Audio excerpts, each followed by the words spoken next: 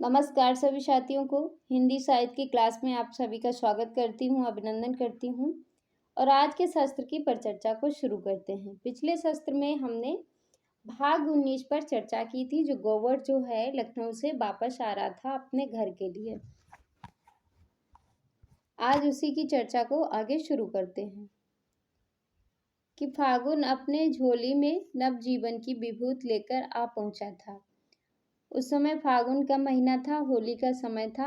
आम के पेड़ में दोनों हाथों से बौर के सुगंध बट रहे थे और कोयल आम की डालियों में छिपी हुई संगीत का गुप्तदान कर रही थी। गांव में जो है ऊख की बुआई लग गई थी, अभी धूप नहीं निकली, पर होरी खेत में पहुंच गया। धनिया, सोना, रूपा तीनों तलैया से ऊख के भीगे हुए गट्ठे निकाल निकाल कर खेत में ला रही थी और होरी गड़ासे से ऊख के टुकड़े कर रहा था।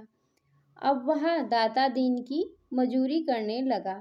अब वह किसान नहीं, मजूर है। दाता दीन से अब उसका पुरोहित जजमान का नाता नहीं है, मालिक और मजदूर का नाता है।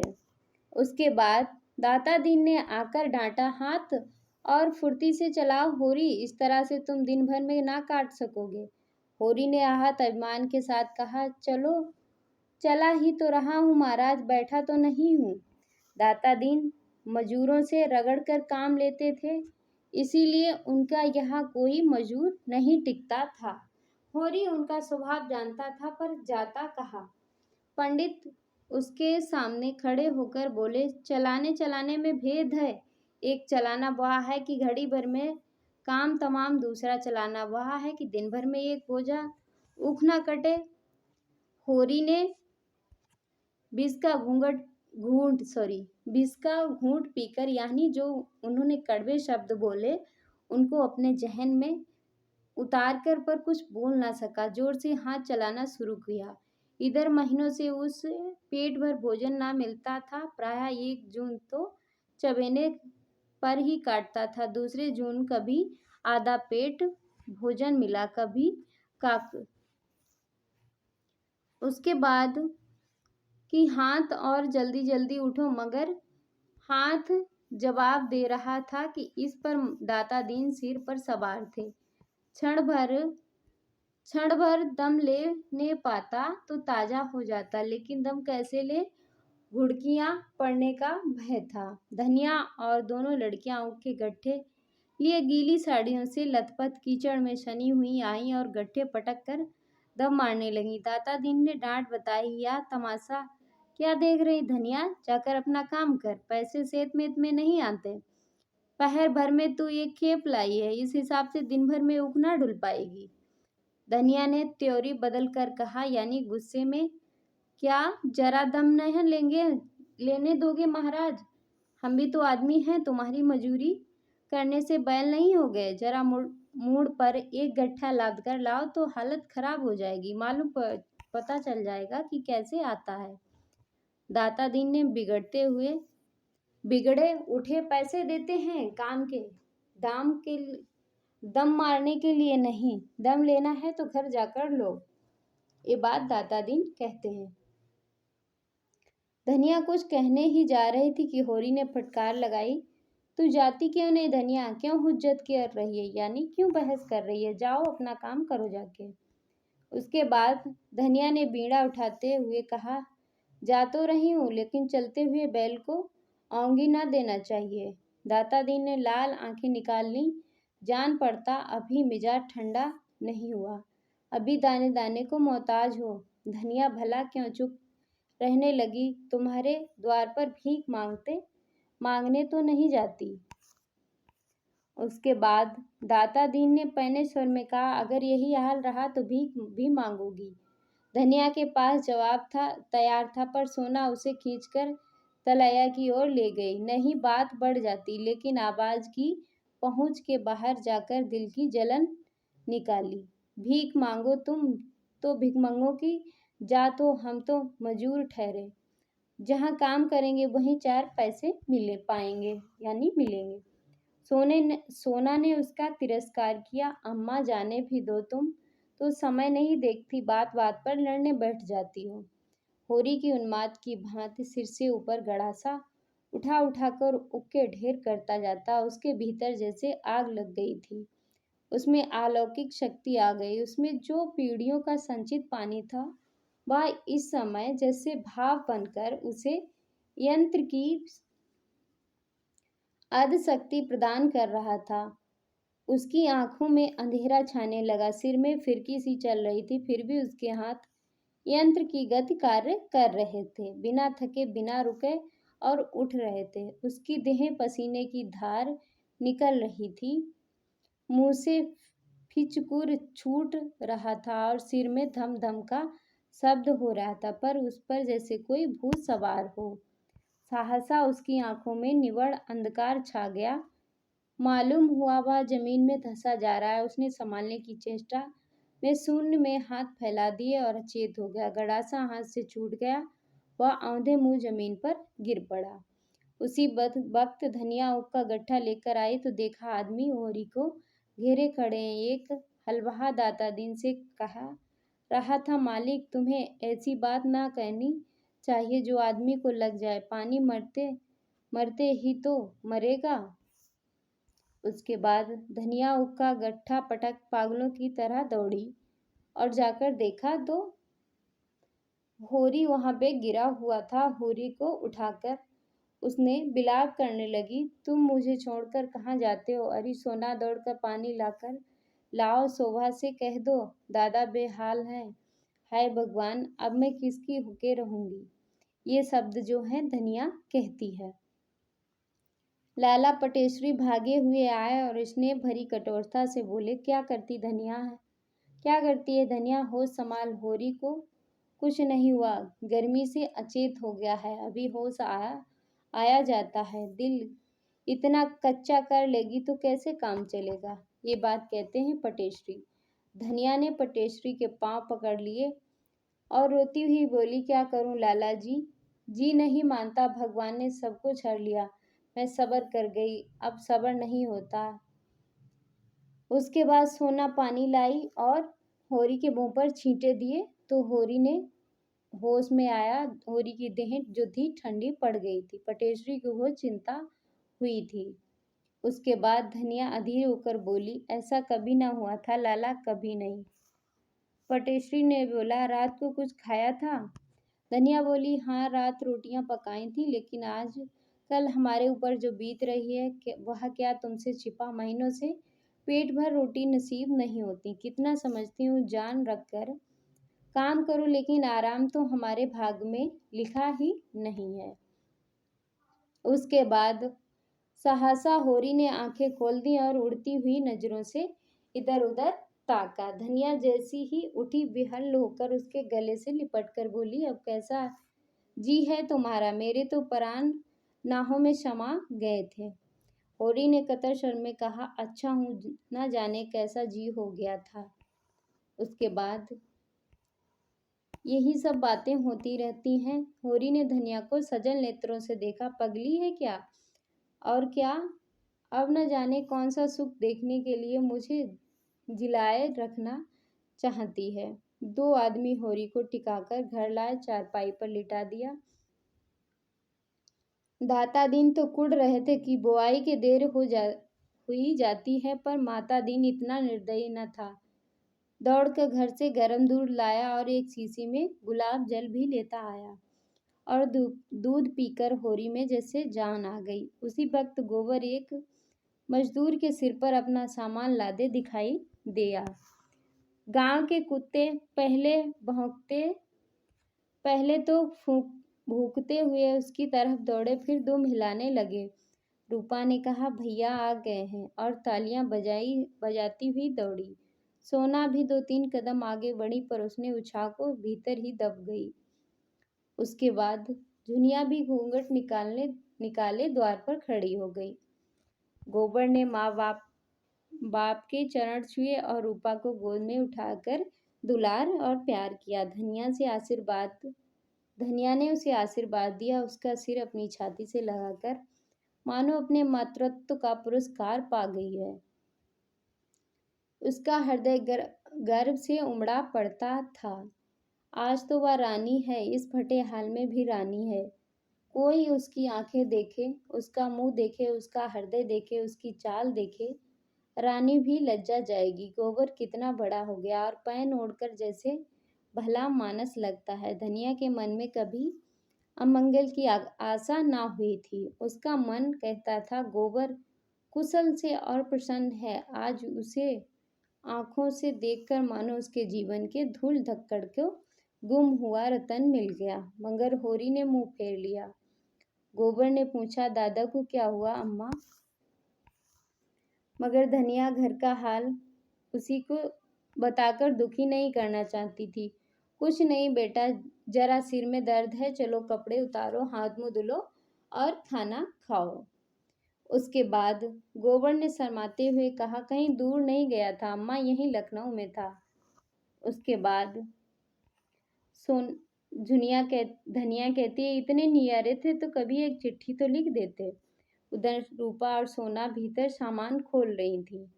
उसके बाद जुनिया तो जो थी वो गोबर से बहुत नाराज थी। सोना बोली, भैया तुम्हारे लिए ऐना कंघी लाए हैं भाभी। जुनिया ने उपेक्षा की, मुझे ऐना कंघी ना चाहिए, अपने पास रखो। रूपा ने बच्चे को चमकीली टोपी निकाली। ओह ये लो, चुन्नू की टोपी है। गोबर के लड़के का क्या नाम था? चुन्नू की टोपी है, और उससे बच्चे के सिर पर रख दिया। तभी झुनिया ने टोपी उतारकर फेंक दिया और अंदर चली गई। अपनी कोठरी के अंदर गोबर ने देखा सारा सामान खुला पड़ा है और पहले झुनिया से मिलकर अपना अपराध की क्षमा कराए। लेकिन अंदर जाने की उसकी हिम्मत नहीं हुई। वहीं बैठ गया और चीजें निकाल निकाल कर हर एक को देने लगा। मगर रूपा इसलिए फूल गई कि उसके लिए चप्पल क्यों नहीं आई, और सोना उसे चिढ़ाने लगती है कि तू चप्पल लेकर क्या करेगी, अपनी गुड़िया से खेल। उसके बाद एक गुलाब जामुन रूपा के लिए ऊंट के मुंह में जीरे के समान था। वह चाहती थी हाड़ी उसके सामने रख दी जाए, वह कूद कूद कर खाए। धनिया ने कहा कि सारे गांव में मोहल्ले में मिठाई बंटवा दो कि मेरा लड़का वापस कुशल घर आ गया है। तभी गोबर ने संदूक खोला और उसमें से साड़ियां निकाली। सभी किनारदारी साड़ियां थीं, जैसे पटेश्वरी और लाला के घर में पहनी जाती थीं। मगर वह है कि बड़ी हल्की, ऐसा महीन साड़ियां भला कैसे दिन चलेगी, कितने दिन चलेंगी? बड़े आदमी जितनी महीन साड़ियां पहने, उनकी मेहरियों को तो बैठना है और सोने के सिवा कौनो काम है। यहाँ तो खेत खलियान सब रहता है। होरी के लिए धोती अतिरिक्त एक दुपट्टा भी। धनिया प्रसन्न होकर बोली, यह तुमने बड़ा अच्छा काम किया बेटा, इतना दुपट्टा बिल्कुल तार तार हो गया था। गोबर उतनी देर में सारी परिस्थितियों का अंदाजा हो गया था। धनिया की साड़ी में कई पैंदे यानी जो पैबंद लगे हुए थे।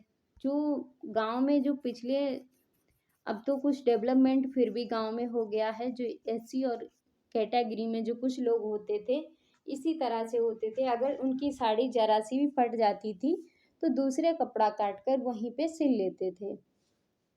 सोना की साड़ी सिर पर फटी हुई थी, उसमें उसके बाल दिखाई दे रहे थे। रूपा की धोती में चारों तरफ झालरें सी लटक रही थी।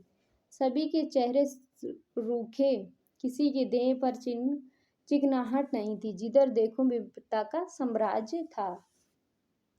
लड़कियां तो साड़ियों में मगन थीं। धनिया को लड़के के लिए भोजन की चिंता हुई। घर में थोड़ा सा जौ का आटा सांझ के लिए, उसके बाद इस वक्त चवेने पर काटती थी। मगर अब वह गोबर थोड़े ही है, अब तो जौ का आटा खाए भी जाएगा।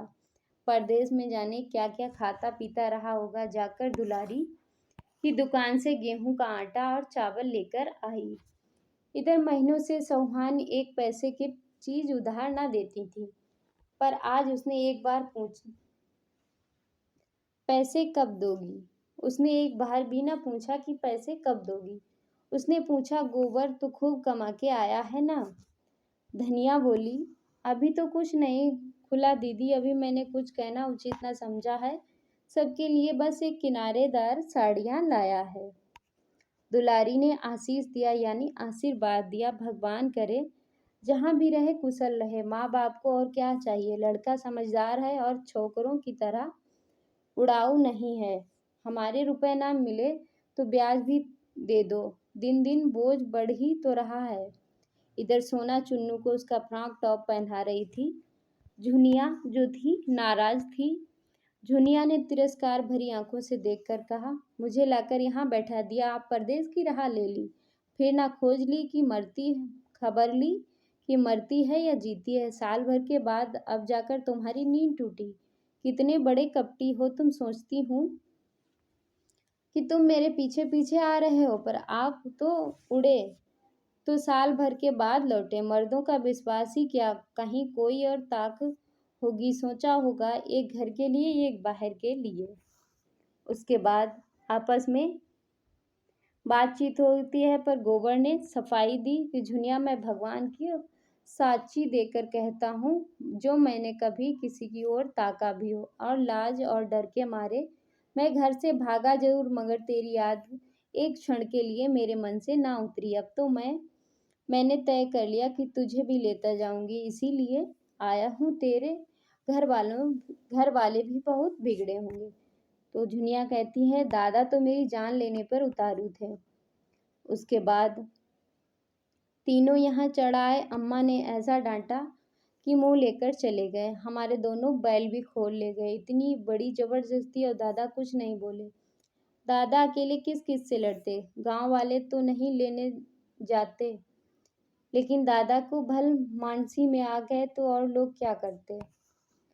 इसके बाद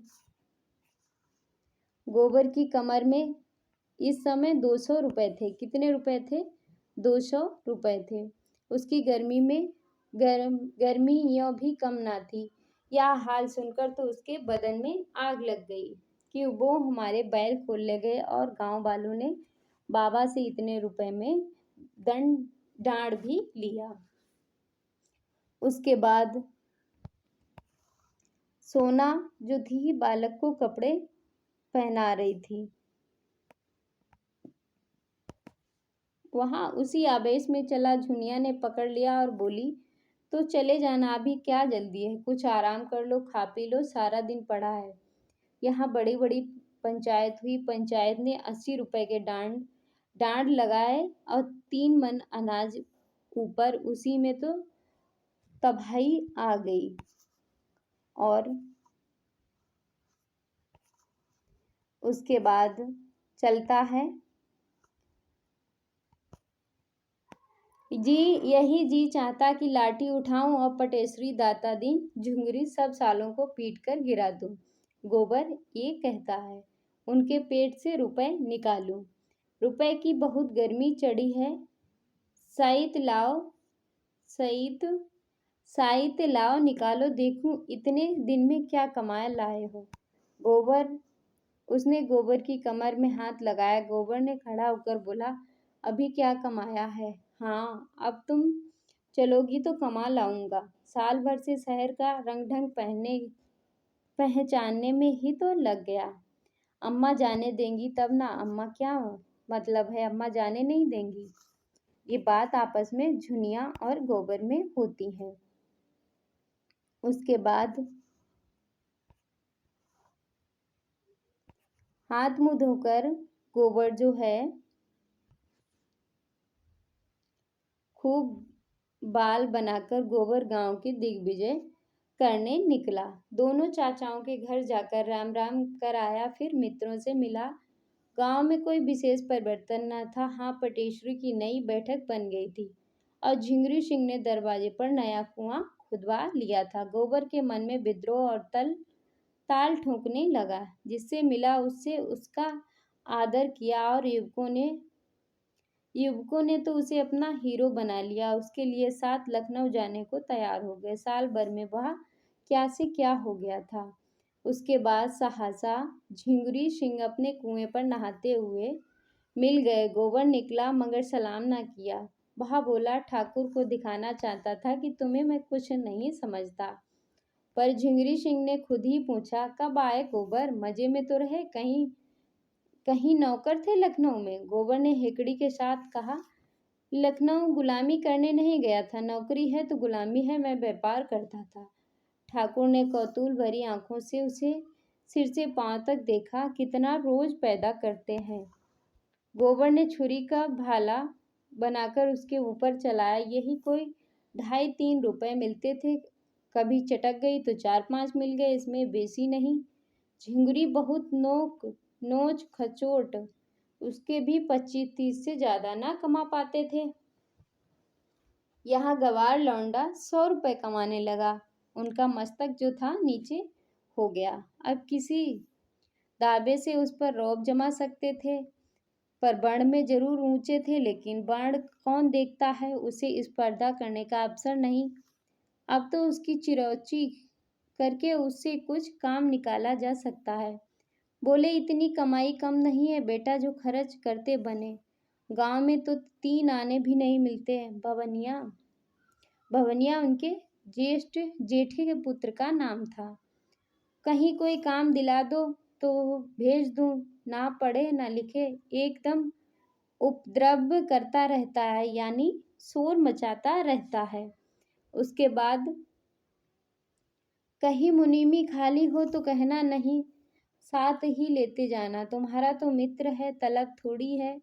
कुछ गम नहीं, हाँ 4 पैसे की ऊपर गुंजाइश हो। गोबर अभिमान भरी आंखों से कहा। यहाँ ऊपरी आमदनी की चाट आदमी को खराब कर देती है ठाकुर, लेकिन हम लोगों की आदत कुछ ऐसी बिगड़ गई है कि जब तक बेईमानी ना करें पेट नहीं भरता। लखनऊ में मुनीमी मिल सकती है, लेकिन हर एक महाजन ईमानदार चौकस आदमी चाहता है। मैं भवानी को किसी के गले बांध तो दूं, लेकिन पीछे इन्होंने कहीं हाथ लपकाया तो मेरी गर्दन पकड़ेगा। संसार में इल्म की कद्र नहीं है, ईमान की कद्र है। उसके बाद यह तमाचा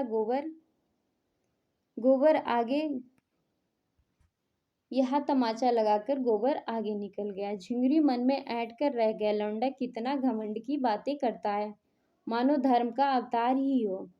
गोबर ने दाता दिन को रगड़ा। भोजन करने जा रहे थे। गोबर को देखकर प्रसन्न हो गए। बोले, गोबर मजे में हो रहे? गोबर, सुना वहां कोई अच्छी जगह पा गए। माता दिन को भाई किसी हीले से लगा दो। भांग पीकर पड़े रहने के सिवा यहाँ और कौन काम करता है? गोबर ने बनाया। तुम्हारे घर में किस बात की कमी है महाराज? किस जजमान के द्वार पर जाकर खड़े हो? जाओ, कुछ ना कुछ मार ही लाओगे। जन्म में लो, मरण में लो, शादी में लो और गर्मी में लो, और खेती करते हो तो लेन देन करते हो, दलाली भी करते हो। ये बात गोबर ने किसको सुनाई? दाता दीन को। और किसी से भूल चूक हो जाए तो डांट भी लगाकर उसका घर लूट लेते हो। इतनी कमाई से पेट नहीं भरता, क्या करोगे बहुत सारा धन बटोर कर? कि साथ जाने की कोई जुगत निकाल ली है। दाता दीन ने देखकर गोबर को ठिठई से बोला, अदब और लिहाज जैसे भूल गया। अभी शायद नहीं कि जानता बाप मेरी गुलामी कर रहा है। छोटी नदी को उमड़ते देर नहीं लगती, मगर चेहरे पर महल नहीं आने दिया। जैसे वह बड़े लोग बालकों से मूछें उखड़वा कर भी हंसते हैं। उन्होंने भी इस फटकार को हंसी में लिया। विनोद भाव से बोले, लखनऊ की हवा खाके तू बड़ा चंट हो गया है गोबर। ला, क्या कमा के लाया है? कुछ निकाल। सच कहता हूँ गोबर, तुम्हारी याद आती है। अब तो रहोगे कुछ दिन? हाँ, अभी रहूंगा कुछ दिन। उन पंचों का दावा करना है जिन्होंने डांड के बहाने मेरे 150 रुपए हजम किए हैं। देखूं कौन मेरा हुक्का पानी बंद करता है, कैसे बिरादरी मुझे जात पात से बाहर करती है। यह धमकी देकर आगे निकल गया। एक ने कहा, कर दो नालिश गोबर भैया, बुढ़ा काला सांप है जिसके काटने का मंत्र नहीं है। जिसके काटने का अगर काट ले तो मंत्र नहीं है। तुमने अच्छी डांट बताई। पटवारी के कान भी जरा गर्म कर दो, बड़ा मुतगत्री है। दादा बाप बेटे में आग लगा दे। छोरी भाई भाई में आग लगा दे, करिंदे से मिलकर रश्मियों का गला काटता है। अपने खेत पीछे जोतो, पहले उसके खेत जोत दो, अपनी सिंचाई पीछे करो, उसकी सिंचाई कर दो। गोबर ने मूंछों पर ताव देकर कहा, मुझसे क्या कहते हो भाई, साल भर में भूले थोड़े हो गया, भूल थोड़े ही गया। और होली प्रोग्राम होली का प्रोग्राम बन रहा था, खूब भांग घुटे, दुधिया भी थी, रंगीन भी थी, और रंगों के हाथ साथ साथ कालिक भी बने। मुखियों के मुंह में कालिक ही पोती जाए, होली में क्यों कोई बोल ही सकता। फिर सुहाग निकले और पंचों की भद्द उड़ाई जाए। रुपए पैसे की कोई चिंता नहीं, गोबर भाई कमा कर लाए हैं। उसके बाद गोबर ने कतर स्वर में कहा, रार मत बढ़ाओ बेटा, भोला गोई ले गए हैं, भगवान भगवान उनका भला करे, लेकिन उनके रुपए आते ही थे। गोबर ने उत्तेजित स्वर में कहा, दादा तुम बीच में मत बोलो, उनकी गाय 50 की थी, हमारी गोई 150 में आई थी। 3 साल हमने जोती, फिर भी 150 की थी। वह अपने रुपए के लिए दावा करते, डिग्री करते या चाहते करते, पर हमारे द्वारा जोड़ी क्यों खोल ले गए हमारे द्वार से। तुम्हें क्या करूं, इधर गोई खोए बैठे हैं। और यह बात जो है, फिर 100 रुपए डांड के भरे, यह गऊ होने का फल। मेरे सामने जोड़ी ले जाते तो देखना, तीनों को यहीं जमीन पर सुला देता। ये बात गोबर कहता है। होरी ने अपराध की भांति सिर झुका लिया, लेकिन धनिया अनीत कैसे देख सकती थी। बोली, बेटा तुम भी अंधेर करते हो, हुक्का पानी बंद हो जाता तो गांव में निर्वाह कैसे चलता। जवान लड़की बैठी है, उसका भी कहीं ठिकाना न लगना है या नहीं। मरने जीने में आदमी बिरादरी। गोबर ने बात काटी, हुक्का पानी सब तो है था, बिरादरी में अगर आदर भी था तो फिर मेरा ब्याह क्यों नहीं हुआ। बोलो, इसीलिए कि घर में रोटी ना थी। रुपए हो तो ना हुक्का पानी का काम है, ना जात बिरादरी का। दुनिया पैसे के हुक्का पानी कोई नहीं पूछता। धनिया तो बच्चे का रोना सुनकर भीतर चली जाती है और बच्चे को छुपाती है। तभी गोबर जो है भोला के यहाँ चलता है। होरी चुप हो जाता है और भोला चल दिया। 5 मिनट हुए होंगे कि धनिया बच्चे को बाहर लेकर आती है। बोली, गोबर चला गया अकेले। मैं कहती हूँ तुम्हें भगवान कभी बुद्धि देंगे या नहीं। भोला क्या सहज में गोई देगा, तीनों उस पर टूट पड़ेंगे बाज की तरह। भगवान ही कुशल करे, अब किसे कहूँ कि दौड़कर गोबर को पकड़ लाओ, तुमसे तो मैं हार गई। उसके बाद होरी ने कोने में रखा डंडा उठाकर गोबर के पीछे दौड़ा। गांव के बाहर आकर उसने निगाह दौड़ाई तो एक क्षण में रेखा क्षितिज से मिली हुई दिखाई दी। इतनी देर में गोबर इतनी दूर कैसे निकल गया। होरी की आत्मा उसे धिक्कारने लगी, उसने क्यों गोबर को रोका नहीं। उसके बाद अब तो उससे दौड़ा भी नहीं जाता, वह हार कर बैठ गया। उसकी रक्षा करो महावीर स्वामी। गोबर उस गांव में पहुंचा तो देखा कुछ लोग बरगद के नीचे जुआ खेल रहे थे। पर वो जो जुआ खेल रहे थे, उन्होंने सोचा कोई सिपाही आ रहे हैं, पुलिस का सिपाही आ रहे हैं, और कौड़ियां समेटकर सभी भाग निकले। तभी जंगी ने उसे पहचान लिया, कहा, यह तो गोवर्धन है, यानी गोबर है। गोबर का असली नाम गोवर्धन है। गोबर ने देखा जंगी के के आड़ में खड़ा झांक रहा था। उसके बाद जंगी से मिलता है और उससे बातचीत करता है। उसके बाद गोबर ने बड़े आत्मविश्वास से कहा, इसकी कुछ चिंता मत करो, सब कुछ अपने ही हाथ में है, जो चाहोगे वह हो जाएगा। हमने सोचा जब घर में आदमी है तो बाहर क्यों जाएं। जंगी ने उत्सुकता से पूछा, काम क्या करना है। जंगी से कहा गोबर ने, कुछ काम नहीं है, चौकीदारी करो, चाहे तगादे पर जाओ, तगादे का काम कर। सबसे अच्छा आसमी से गठ गए, आकर मालिक से कह दिया कि घर पर मिला ही नहीं, चाहो तो रुपए 8 आने रोज बना सकते हो। रहने की जगह भी मिलती है। लखनऊ की बात काम के लिए बातचीत करने लगता है गोबर जंगी के साथ। उसके बाद दोनों आदमी बातें करते हुए भोला के द्वार तक आ पहुंचे। भोला बैठा सुतली काट रहा था। गोबर ने लपक कर उसके चरण छुए। इस वक्त उसका गला सचमुच भर आया। बोला, काका, मुझसे जो कुछ भूल हुई उसे क्षमा करो। भोला ने सुतली काटना बंद कर दिया। पथरीले स्वर में कहा, काम तो तुमने ऐसा किया गोबर कि तुम्हारा सिर काट लूं तो पाप ना लगेगा, लेकिन अपने द्वार पर आए हो तो अब क्या कहूं। जाओ, जैसा मेरे साथ किया उसकी सजा भगवान देंगे। अब कब आए। गोबर ने खूब नमक मिर्च लगाकर कहा, भगवा दोए का वृतांत कहा और जंगी को अपने साथ ले जाने की बात कही। अनुमति मांगी। भोला को जैसे बेमांगे वरदान मिल गया। जंगी घर पर एक काम भी नहीं करता था और लड़ाई झगड़ा करता रहता था। ये बाहर चला जाएगा तो 4 पैसे ही पैदा करके देगा, आगे अपना बोझ तो उठाएगा कम से कम। जंगी गोबर का लड़का था। गोबर ने कहा, काका, नहीं काका, भगवान ने चाहा तो इनसे रहते बना ले तो 1-2 साल में आदमी बन जाएंगे। उसके बाद सिर पर आ पड़ती है तो आदमी आप अपने आप ही संभल जाता है। तो कब तक जाने का विचार है। होली करके चला जाऊंगा। यहाँ खेती बाड़ी का सिलसिला फिर जमा दूंगा तो निश्चित हो जाऊंगा। होरी से कहो अब बैठ के राम राम करें।